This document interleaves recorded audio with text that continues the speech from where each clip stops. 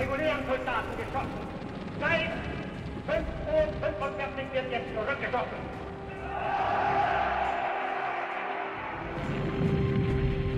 Die Frage ist, wollt ihr den totalen Krieg?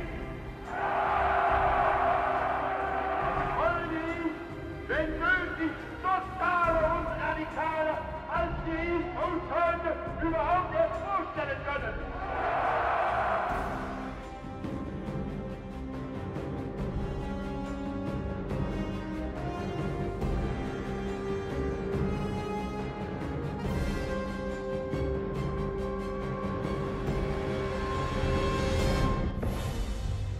Comienzos de 1945. Curlandia, Mar Báltico. Desde hace unos meses el grupo de ejércitos norte de las Fuerzas Armadas alemanas está cercado por el Ejército Rojo en esta península. Las inmensas pérdidas de hombres e insumos durante los últimos años de guerra destrozaron también en el norte del Frente Oriental al otrora temido ejército de la Alemania nazi. Estas imágenes ilustran el penoso estado de las unidades atrapadas. Pese a todo, la propaganda nazi se sigue aferrando al mito del dominio militar. En el noticiario se muestra a los nuevos granaderos entrando al servicio de la patria. Die Heimat schaffte ihnen in schwerer Arbeit auf unter Frontnahmebedingungen. So gehen sie mit Freude und Eifer an ihren Dienst, immer ihre Pflichten vor Augen, damit sie am Kampfe um die Erhaltung des Reiches die besten Grenadiere des Führers sind. Milicias populares, adolescentes y soldados que se han quedado sin batallón conforman estas nuevas unidades. Lo más pérfido es que aún en una situación militar sin salida, los hombres juran por el Führer.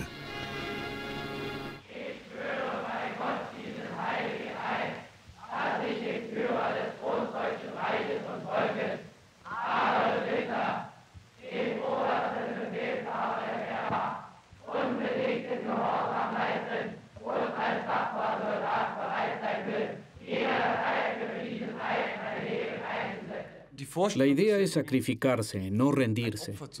En el nacionalsocialismo, el concepto de sacrificio es muy fuerte, muy importante. Por eso a Hitler le gustaba tanto la marina de guerra, porque cuando se hundía, lo hacía por completo. Eso lo impresionaba, le gustaba. Así tenía que ser. El 12 de enero de 1945, el Ejército Rojo comienza una gran ofensiva en Prusia Oriental. A las 4:45 el cielo se ilumina de repente cuando hasta 300 cañones soviéticos por kilómetro de frente abren fuego sobre las posiciones alemanas. Los camarógrafos del Ejército Rojo filman escenas apocalípticas después de que las líneas de defensa de la Wehrmacht en ese amplio frente colapsen rápidamente. En los años anteriores, la Wehrmacht había llevado a cabo en la Unión Soviética una campaña de exterminio contra lo que la ideología nacionalsocialista consideraba una población racialmente inferior. Ahora el Frente del Este se encuentra ya en territorio del Reich alemán y con el Ejército Rojo aparece en muchos lugares el miedo a la venganza.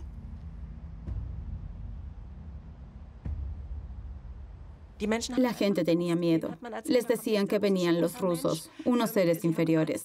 Así que tenían miedo del Ejército Rojo. Pero por supuesto también conocían las atrocidades cometidas por los suyos en territorio de la Unión Soviética. Así que lo que tenían era una combinación de prejuicios contra esos rusos inferiores, una apreciación real de que el Ejército Rojo no sería melindroso en su avance, y también una clara idea de los crímenes masivos que Alemania había cometido y por los que ahora temían represalias. En vista de ese panorama, muchas de las aproximadamente 2,5 millones de personas que por entonces vivían en Prusia Oriental prefieren dejar atrás su hogar lo antes posible y huir hacia el oeste. Pero había un problema.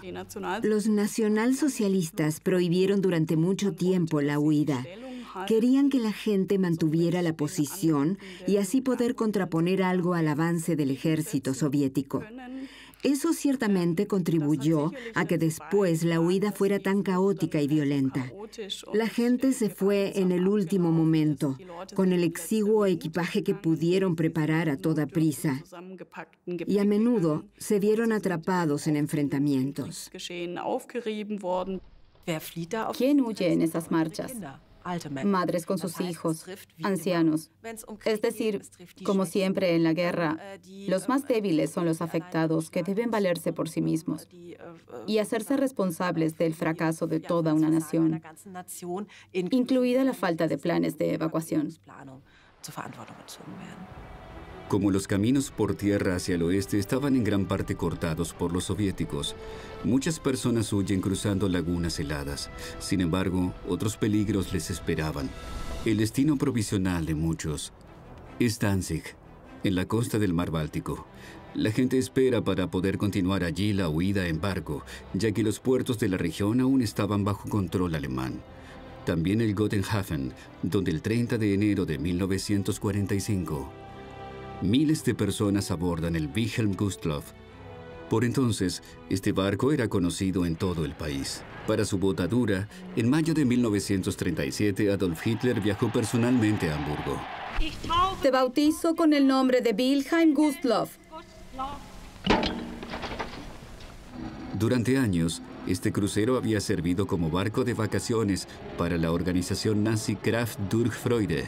Los miembros del partido descansaban en su cubierta mientras navegaban por el Mediterráneo y el Mar del Norte.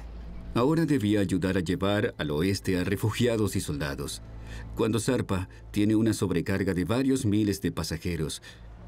Por el gran peso resultante, el capitán elige una ruta por aguas profundas que lleva al barco a internarse en el Mar Báltico, donde también se encuentra la Marina Soviética. Sobre las 21 horas, un submarino soviético descubre y torpedea al Wilhelm Gustloff, cuyo nombre provenía de un nacionalsocialista asesinado.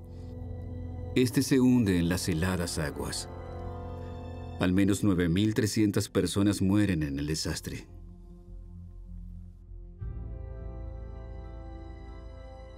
Por cierto que no fue un crimen de guerra legalmente hablando, porque el Gustloff navegaba a oscuras en aguas de guerra, estaba armado y llevaba soldados a bordo. En ese sentido, si se toma la ley marcial, fue legal atacar al Gustloff. Si fue legítimo, es otra cuestión sobre la que cada uno puede hacerse su propia idea. Al otro lado del mundo, la guerra arrasa sin cesar. Unidades de la Marina de Estados Unidos navegan frente a la isla japonesa de Iwo Jima, a unos 1.000 kilómetros al sur de Tokio. A mediados de febrero de 1945, acorazados abren fuego sobre la isla, de apenas 21 kilómetros cuadrados, pero gran importancia estratégica. Bombarderos de Estados Unidos despegan desde las Islas Marianas y apoyan la operación desde el aire. La isla volcánica de Iwo Jima es un lugar de importancia operativa, porque allí hay aeropuertos que pueden usarse para la escolta de los bombarderos o para aterrizajes de emergencia de bombarderos. Por eso Iwo Jima pasa a un primer plano. Los corresponsales de guerra de la Oficina de Información de Guerra de Estados Unidos filman a decenas de miles de infantes de Marina de Estados Unidos que desembarcan en la isla 3 días después del comienzo del ataque, poco antes de las 9 de la mañana. Así surgen las tomas de las feroces batallas por la llamada Isla del Azufre, que más tarde forman la base del documental A las orillas de Iwo Jima. Nos esperan problemas en Green Beach. Los japoneses nos disparan desde sus posiciones fortificadas en el monte Suribachi. Además de los camarógrafos, también hay fotógrafos entre los corresponsales de guerra. Pocos días después del comienzo de la operación de desembarco, uno de ellos registra cómo los marines estadounidenses izan su bandera en la cima del extinto volcán Suribachi, aunque en realidad están sustituyendo una bandera previamente levantada allí mismo. Es esta la foto que pasa a la historia. La Segunda Guerra Mundial también es una guerra de imágenes y de símbolos. De los millones de fotos que existen de la Segunda Guerra Mundial, hay 5 o 6 que todos conocemos. La recreación del izamiento de la bandera de Iwo Jima simboliza la victoria estadounidense en el Pacífico. Pero todavía tendrán que transcurrir varios meses hasta que Estados Unidos logre la victoria definitiva en este océano. Incluso los enfrentamientos en Iwo Jima continúan semanas después de la toma de la icónica foto. Los japoneses emplean una sangrienta táctica. El comandante era plenamente consciente de que no podría defender la isla de los estadounidenses, de modo que su táctica era infligirles las mayores pérdidas posibles para que la guerra se volviese impopular y la terminasen abandonando por motivos políticos. No lo logró, pero aún así la cantidad de soldados estadounidenses allí muertos es inmensa. Más de 6.800 marines caen hasta lograr controlar totalmente la isla. A eso se suman casi 20.000 heridos. Del lado japonés, la mayor parte de los 20.000 defensores de la isla perdieron la vida. Solo 216 terminaron rindiéndose ante el enemigo. En general, a los estadounidenses los sorprendió mucho el espíritu de inmolación que los japoneses demostraron en los operativos de defensa de Iwo Jima. No creían que los japoneses lucharían literalmente hasta el final, y eso también jugó un papel muy importante, ya que en algún momento Estados Unidos cambió de opinión y resolvió terminar la guerra de otra manera. No solo en Iwo Jima las tropas del Imperio japonés se oponían con vehemencia a la inminente derrota. A partir de octubre de 1944, sus comandantes en el Pacífico comenzaron a aplicar una nueva arma: los kamikaze. Los pilotos japoneses se lanzaban con sus aviones contra los barcos de guerra enemigos, sacrificando su vida. El vicealmirante Takehiro Onishi, comandante de la flota aérea de la Armada Imperial japonesa, fue quien desarrolló la idea. Por supuesto que fue una absoluta conmoción para los soldados estadounidenses. No esperaban una cosa así. Era una forma de guerra completamente nueva. Del lado estadounidense, no contaban ni remotamente con semejante espíritu de sacrificio. Los escuadrones de aviones suicidas llevaban nombres como Sol de Mañana y Cerezo de Montaña. No era difícil reclutar a jóvenes fanáticos para estas misiones suicidas. Sin embargo, si se observan los resultados, esos ataques no fueron muy eficientes. En realidad, no aportaron mucho. Las defensas estadounidenses derribaron muchos de esos aviones antes de que pudieran llegar a su objetivo. Y los que sí impactaron, a menudo no causaban grandes destrozos. Era más bien un factor de choque. Este tipo de imágenes también contribuyen. Las tomas del 21 de enero de 1945 documentan las consecuencias de un ataque kamikaze al USS Ticonderoga, cerca del estrecho de Formosa. Si bien el portaaviones no resultó hundido en el ataque, más de 100 hombres murieron a bordo del barco, aumentando el número de víctimas estadounidenses en el Pacífico.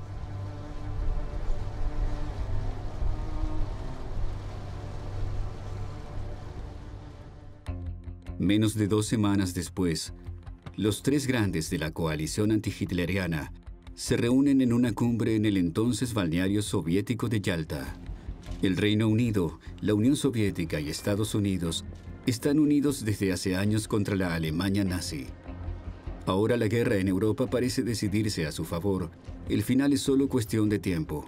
El primer ministro británico, Winston Churchill, el dictador soviético, Joseph Stalin, y el presidente de Estados Unidos, Franklin D. Roosevelt, forjan planes para el futuro y concretan los acuerdos sobre la posguerra que habían hecho en la conferencia de Teherán un año antes. En Yalta se reúnen los 3 grandes y deciden cerrar el desplazamiento hacia el oeste de Polonia, que ya había sido insinuado en Teherán. Además hablan sobre zonas de ocupación y sobre todo de qué sucederá con el Pacífico.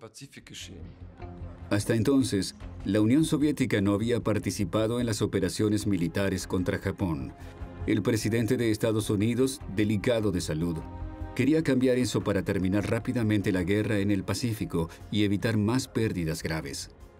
Entonces, Roosevelt se acerca a Stalin y le dice: los necesitamos en el Pacífico. Negocia con él y recibe la promesa de que el Ejército Rojo atacará 3 meses después del final de la guerra en Europa, lo que cumpliría al pie de la letra. A cambio, los aliados occidentales prometen ampliar su apoyo al Ejército Rojo, bombardeando el Reich alemán. 2 días después de la conferencia, las fuerzas aéreas aliadas ponen su punto de mira en Dresde. Unos 800 bombarderos Lancaster británicos despegan el 13 de febrero de 1945 para atacar la entonces séptima mayor ciudad alemana, que hasta entonces se había salvado en gran parte de los ataques aéreos. En esa situación, Churchill quería algo para mostrarle a Stalin que el Reino Unido apoyaba a los soviéticos. De ahí salió la idea de que si atacaban por aire el territorio delante del frente soviético y causaban caos, de algún modo ayudarían al Ejército Rojo. Poco antes de las 10:30 de la noche, los aviones británicos llegaron a Dresde. Una cámara automática filma desde el aire cómo lanzan bombas explosivas e incendiarias. No se trataba de un ataque a objetivos puntuales, sino de destruir grandes áreas de la ciudad. Al cabo de 15 minutos, 3/4 partes del centro de Dresde estaban en llamas. Que el ataque a Dresde fuera tan devastador se debió también a las circunstancias. Dresde no tenía defensa antiaérea. Los cañones antiaéreos se habían retirado del frente oriental. Los cazas nocturnos no tenían permiso para despegar. Era una noche clara, sin defensa. Los británicos podían volar relativamente bajo y el Pathfinder podía iluminar con mucha precisión y se podía bombardear con mucha exactitud. Fue un ataque como de libro. Unas horas más tarde, el día de San Valentín de 1945, los bombarderos estadounidenses vuelven a atacar Dresde a plena luz del día. El noticiero de Estados Unidos informa. La primera división de la 8ª Flota de la Fuerza Aérea lanzó hoy toneladas de bombas para ayudar a un aliado. Dresde fue la ciudad más afectada. Un total de 4 oleadas de ataques impactan en la localidad más importante a orillas del Elba. El ataque arrasa con todo lo que se interpone en el camino de los rusos. Así los frentes oriental y occidental podrán unirse cerca de Berlín. Las consecuencias de los ataques aéreos angloamericanos son devastadoras. Se estima que el número de víctimas mortales alcanzó las 25.000. Un funcionario de la Oficina de Personas Desaparecidas de Dresde describe su impresión. Nunca creí que la muerte pudiera manifestarse ante las personas de tantas maneras. Quemados, carbonizados, desmembrados, como dormidos en un sueño tranquilo, desfigurados de dolor, totalmente acalambrados, vestidos, desnudos y como un pobre montón de cenizas. Y por encima de todo eso, el humo acre y el insoportable olor a podredumbre. Las fotografías de los ataques que surgieron meses después dan una idea de la magnitud de la catástrofe.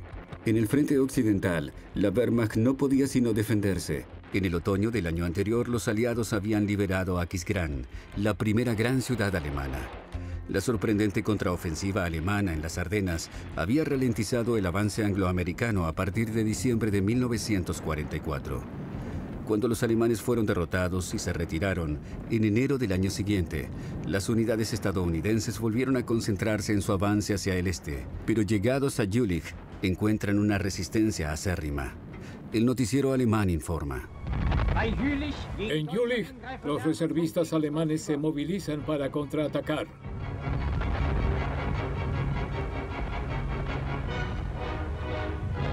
Allá donde el enemigo ataca, se enfrenta a la obstinada resistencia de nuestros granaderos y paracaidistas. Los defensores alemanes dinamitaron la presa del Ruhr. Como resultado, el nivel del río Jülich subió notablemente.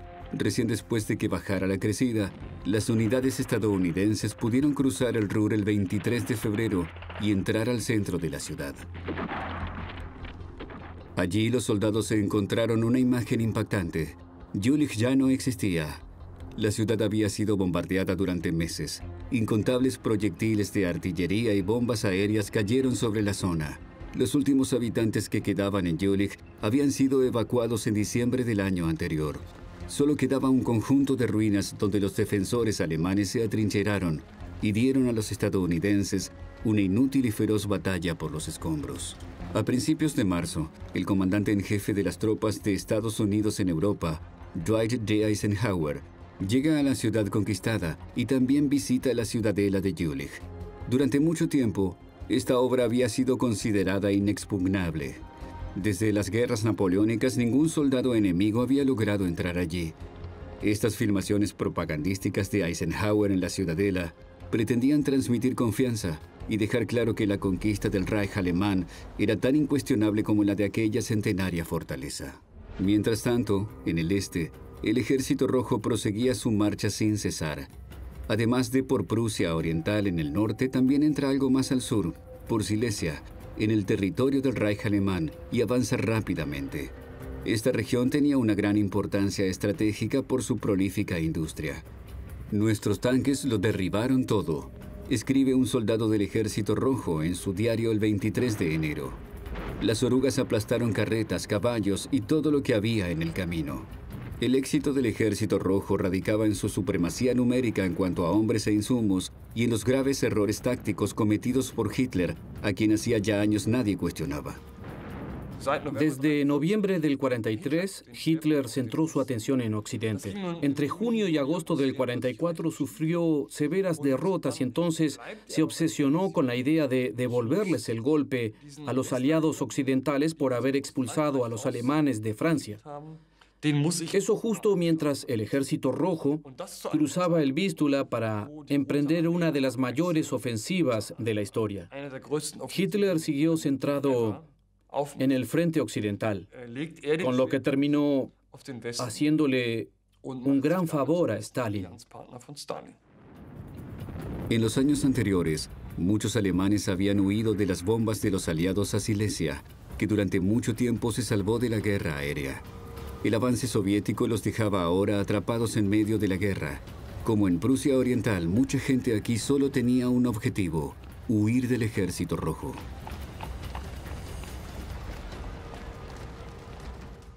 La venganza será terrible. Lo que hicimos en el frente oriental, sobre todo contra los civiles soviéticos, pero también en Polonia.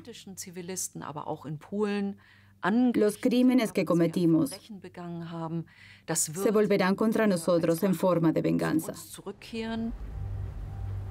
Los temores a menudo resultaron justificados. Muchos soldados del Ejército Rojo ejercieron su venganza por los crímenes antes cometidos por la Wehrmacht y las SS. Lo que tuvo lugar entonces fue una escalada de violencia, también hacia la población civil alemana, mediante el fusilamiento de civiles, el fusilamiento de mujeres y niños, la deportación de civiles alemanes y la violación masiva de mujeres.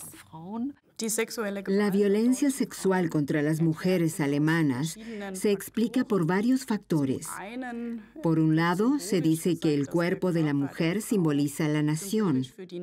Es decir, que el ultraje, para usar el término contemporáneo, el ultraje o la deshonra mediante la violencia sexual, también significa un ultraje o una deshonra a toda la nación. La propaganda nazi se refería periódicamente a esos ultrajes, avivando el miedo y el odio entre la población. Así informaba un noticiero de enero de 1945 sobre Silesia. En estos lugares reconquistados por las tropas alemanas, todas las casas están marcadas por las crueldades de la soldadesca bolchevique. Las bestialidades son demasiado monstruosas como para mostrar todo lo que la cámara capturó. Un horror atroz aún se lee en los rostros de estas mujeres alemanas. Cuentan los días de horror sin nombre que pasaron indefensas a merced de las hordas ofuscadas.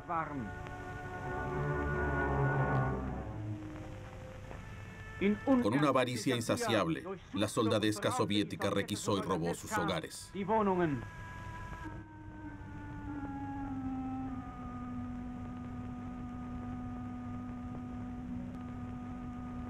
A pesar de la situación militar desesperada, la capitulación seguía siendo una palabra tabú para los líderes nacionalsocialistas. En su lugar, continuaban aferrándose a conceptos estratégicamente anticuados para detener al Ejército Rojo. La cuestión para los alemanes era cómo detener esa avalancha del Ejército Rojo. Para ello asumieron un concepto desarrollado en 1944 en el Frente Oriental: establecer destacamentos en puntos nodales importantes y convertirlos en fortaleza para defender esos cruces de caminos y a modo de rompeolas, romper la ofensiva del Ejército Rojo. Uno de esos rompeolas debía ser Breslavia, en Baja Silesia, que Hitler declaró fortaleza. La embestida ininterrumpida del enemigo bolchevique a la fortaleza de Breslavia falla una y otra vez por la férrea voluntad de su defensor, el líder de la región de Baja Silesia, Karl Hanke, quien ha infundido a la guarnición y a la población de Breslavia un espíritu fanático de resistencia. Hombres y mujeres trabajan juntos para mantener la ciudad siempre lista para defenderse. El 20 de enero, Karl Hanke, gobernador regional de Baja Silesia, ordena a la población civil que abandone la ciudad. Sin embargo, debido a fallas en la organización y al miedo a los peligros de la huida, 200.000 personas se quedan en Breslavia. La población sin experiencia militar debe defender la ciudad junto a unidades de la milicia, la Wehrmacht y las SS. Al que se niega a hacerlo, lo fusilan. Eso llevó a medidas absurdas. Construyeron pistas de rodaje en la ciudad y trataron de defenderla mediante una especie de guerra urbana que incrementó exorbitantemente el número de víctimas entre la población civil alemana. Mientras Breslavia estaba bajo asedio, el frente del Ejército Rojo avanzaba hasta el río Odra, unos 370 kilómetros río abajo, cerca de Kustrin. Construyeron cabezas de puente en la orilla oeste. Sin embargo, los líderes de la NS seguían impasibles. A mediados de mes, Goebbels escribía en su diario: en lo que respecta al este, el Führer ya no está tan preocupado. Tiene la impresión de que poco a poco hemos ido reforzando ese frente. Mientras el Ejército Rojo conquistaba gran parte de Silesia y Pomerania en el este, los estadounidenses, británicos y canadienses avanzaban lentamente por el oeste. Su próximo gran objetivo intermedio era el Rin. Desde fines de febrero, las Fuerzas Armadas de Estados Unidos se abrían camino hacia Colonia. El Rin es la gran frontera natural en el oeste. Por eso los combates camino al Rin fueron relativamente difíciles y sangrientos. Febrero del 45 es uno de los meses con más bajas para el ejército de Estados Unidos.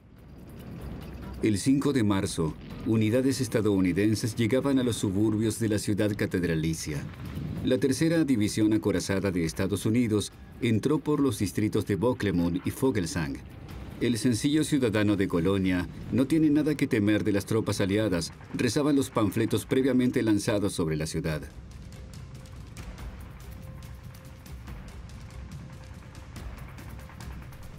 Un día después, los soldados se abren paso en el centro de la ciudad y encuentran a una joven atrapada en su auto, en Christophstrasse. La muchacha, que se había quedado atrapada entre ambos frentes, es rescatada aunque gravemente herida. A unos cientos de metros, los estadounidenses se topan con un último punto de resistencia alemana cerca de la plaza de la catedral. Un tanque modelo Panther bloquea el camino hacia el Rin. Aunque no puede detener la ofensiva durante mucho tiempo, con una descarga bien dirigida lo neutralizan. Solo 3 de los 5 hombres de la tripulación logran escapar de los restos en llamas. La última resistencia significativa ha desaparecido. A última hora de la tarde de ese 6 de marzo se restablece la paz. En los barrios de Colonia, situados a la izquierda del Rin, la Segunda Guerra Mundial ha terminado. Al día siguiente, el alto mando de la Wehrmacht informa sucintamente: el enemigo se quedó con los escombros de Colonia. Por el contrario, el ejército estadounidense informa en detalle desde la ciudad conquistada. Colonia era una de las principales ciudades alemanas, por lejos la mayor ciudad conquistada hasta entonces por los aliados. Hamburgo, Leipzig, Berlín o Múnich aún estaban lejos. Por eso tenía más sentido, una vez conquistada Colonia, documentar este hecho y emplear su catedral como símbolo del triunfo en el oeste del Reich, que hacerlo con la catedral de Wesel. En el marco del Special Film Project 186, camarógrafos de las Fuerzas Aéreas del Ejército acompañaban a las tropas estadounidenses en su avance. En Colonia capturaron el inmenso grado de destrucción en película en color de 16 milímetros. Las imágenes brindan un desolador testimonio de la ciudad, destruida en casi 3/4 partes. Washington le daba una gran importancia al trabajo de los camarógrafos. Las grabaciones desempeñaron un papel importante en la Segunda Guerra Mundial como medio documental, pero también para la propaganda. Los estadounidenses precisamente tenían un equipamiento técnico portátil y práctico con el que filmaban en color. Y así recogían impresiones para llevarse a casa y para documentar, para los cines, pero también para la inteligencia militar.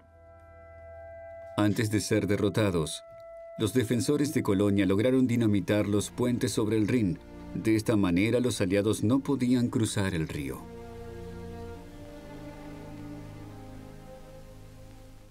A unos 55 kilómetros río arriba, los estadounidenses logran dar otro exitoso golpe un día después de conquistar el centro de Colonia. Una pequeña vanguardia de la 9ª División Acorazada de Estados Unidos llega al puente Ludendorff, que cruza el Rin desde la ciudad de Remagen. Para su sorpresa, la obra no había sido dinamitada y apenas encuentran resistencia por parte de las tropas enemigas. La milicia popular de Remagen no acudió. Si el batallón de la milicia popular de Remagen hubiera estado allí disparando un poco, esta pequeña patrulla de tan solo unos pocos soldados estadounidenses no hubiera podido llegar a los accesos del puente tan fácilmente. El puente es capturado en un abrir y cerrar de ojos en un operativo recreado días después para la propaganda estatal. Más de 8.000 soldados estadounidenses logran así llegar a la margen oriental del Rin en las 24 horas siguientes. Las unidades de la Wehrmacht intentan corregir su error y destruir el puente con ataques aéreos y artillería. Sin embargo, pasan 10 días hasta que logran derrumbarlo. Para entonces, los soldados estadounidenses ya han construido un puente de pontones por el que el grueso de sus unidades puede seguir cruzando el Rin. Un duro golpe para la defensa del Reich, con consecuencias para los responsables. Hitler se puso furioso. Hizo ejecutar al comandante del puente y a otros 3 o 4 responsables que lograron apresar. Los procesa a un consejo de guerra y los asesinan, se puede decir. El dictador deja de mostrarse en público. El 20 de marzo se deja filmar por última vez en el jardín de la Cancillería del Reich. ¿Se dio cuenta Hitler de que la guerra estaba perdida? Y si es así, ¿cuándo? Un argumento es que Hitler no era estúpido, por supuesto, y muy pronto se dio cuenta de cuánto se había complicado la guerra. Eso lo lleva a retirarse cada vez más de la vida pública, de modo que solo saldría de nuevo para anunciar una victoria. Pero la noticia de la victoria nunca llega. Hitler también se vuelve más depresivo y se deteriora físicamente porque, por supuesto, sabe cómo terminarán las cosas.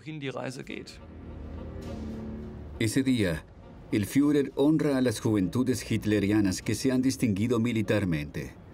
Que la guerra esté perdida no cambia el proclamado deber de seguir luchando. Sobre todo la generación más joven es víctima de un fanatismo inhumano. Especialmente en esta última fase de la guerra, entre 1944 y 1945, la juventud es la última reserva del Tercer Reich. La última reserva individual y personal como un bien desechable que es alentado para la batalla final. En nuestro primer ataque me designaron mensajero por orden del líder regional. Tuve que llevar un mensaje muy importante a los cañones de asalto y guiarlos hasta un pueblo ocupado por el enemigo, al que de ese modo logramos eliminar. Cuando los rusos se acercaron a Lauban, me ofrecí voluntario como mensajero del comandante de batalla. Mi tarea era llevar mensajes a los puestos de mando de cada compañía. También llevé a menudo bazucas y raciones a la línea principal de combate. La ciudad de Lauban, en Baja Silesia, hoy Polonia, había sido conquistada en gran parte por el Ejército Rojo en febrero de 1945. Sin embargo, a principios de marzo, la Wehrmacht pudo recapturarla.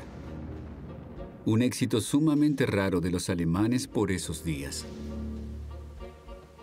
El ministro de propaganda, Joseph Goebbels, viajó inmediatamente a la región, donde poco después dio un discurso fanático en la ciudad de Görlitz. Sería su última aparición en el noticiario.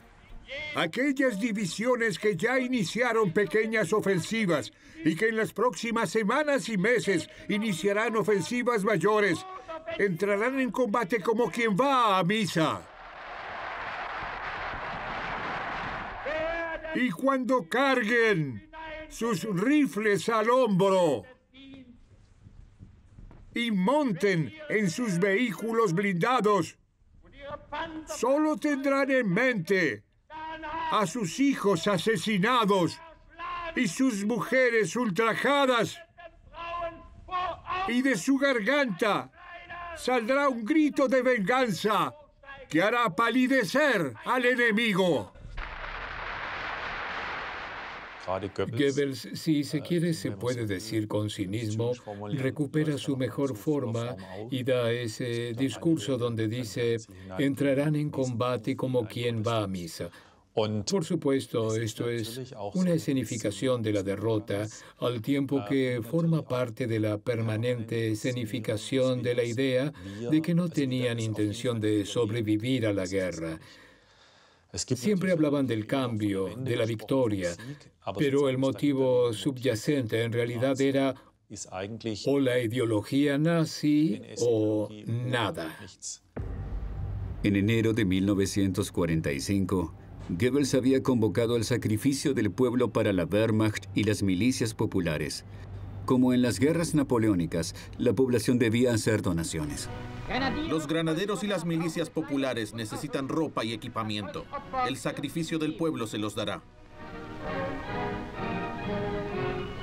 Lo que no sea absolutamente necesario en los armarios y cajones se llevará a los puntos de recogida. Es para nuestros soldados y miembros de las milicias populares, y por lo tanto para ustedes. Ante la inminente derrota, el régimen trata desesperadamente de compensar las bajas empleando incluso a las mujeres. Disparo de bazucas en una ciudad alemana. Aquí, cualquier alemán puede aprender a usar este arma antitanque de corto alcance temida por el enemigo. Es tan fácil como parece.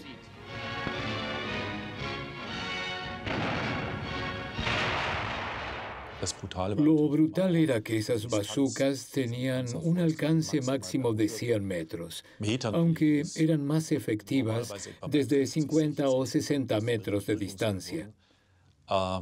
Y los que las disparaban lo pagaban con su vida. El régimen cínicamente hacía sus cuentas. Un miliciano que además disparaba el arma a cambio de un tanque enemigo. El territorio bajo control alemán era cada día más pequeño. Los líderes nazis no solo querían ahora que el pueblo sacrificase su ropa y su hierro, sino también sus vidas. Eso era una clara muestra de la falta de escrúpulos y de la voluntad suicida del régimen, que al final estaba dispuesto a terminar con todo, desentendiéndose de cualquier responsabilidad y haciendo todo lo que estuviese a su alcance para continuar una guerra que por entonces ya era desesperada y seguir luchando hasta la última bala. El 9 de marzo de 1945, en Saipán, la isla más grande de las Marianas, soldados estadounidenses comienzan a cargar sus B-29 Super Fortress. El objetivo de estos bombarderos de largo alcance era la capital japonesa. El comandante de la misión, el mayor general Curtis E. LeMay, había tomado previamente una decisión trascendental.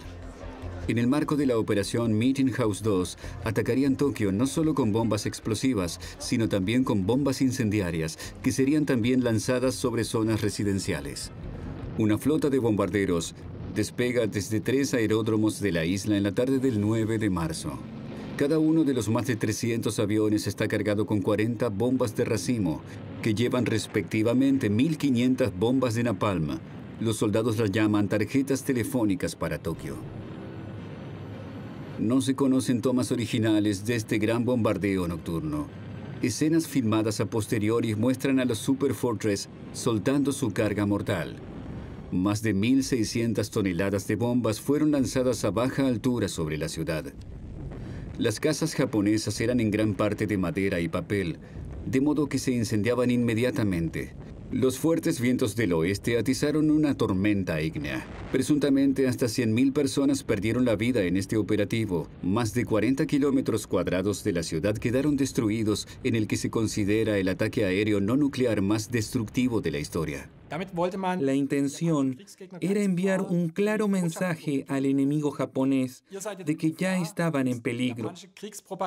Por su parte, la propaganda de guerra japonesa fomentó muy fuertemente la voluntad de los soldados japoneses de luchar hasta la muerte.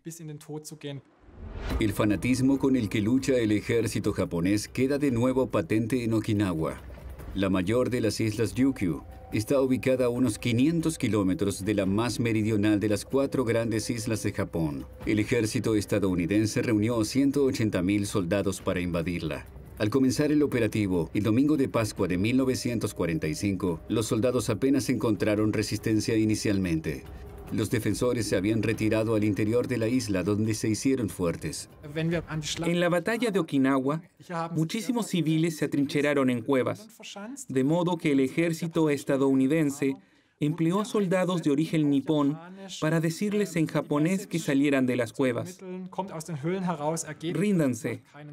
No tiene sentido suicidarse, ni esperar que los mate un lanzallamas o una granada de mano. Pero no todo el mundo estaba dispuesto a rendirse. Los maestros, por ejemplo, se lanzaban a la muerte con sus alumnos desde los acantilados de la isla para escapar de una vida bajo la ocupación estadounidense. Pasarían meses antes de que Okinawa estuviese bajo el control total de Estados Unidos. El presidente de Estados Unidos, Franklin D. Roosevelt, murió el 12 de abril de 1945 a la edad de 63 años. En una procesión fúnebre por las calles de Washington, los estadounidenses se despidieron de su jefe de Estado. Lo sucedió Harry S. Truman, el vicepresidente. En Berlín, la noticia causó sensación. Aquí tienen el milagro que siempre predije, dicen que gritó Hitler cuando se enteró de la muerte de Roosevelt. Ahora, ¿quién tiene razón? La guerra no está perdida.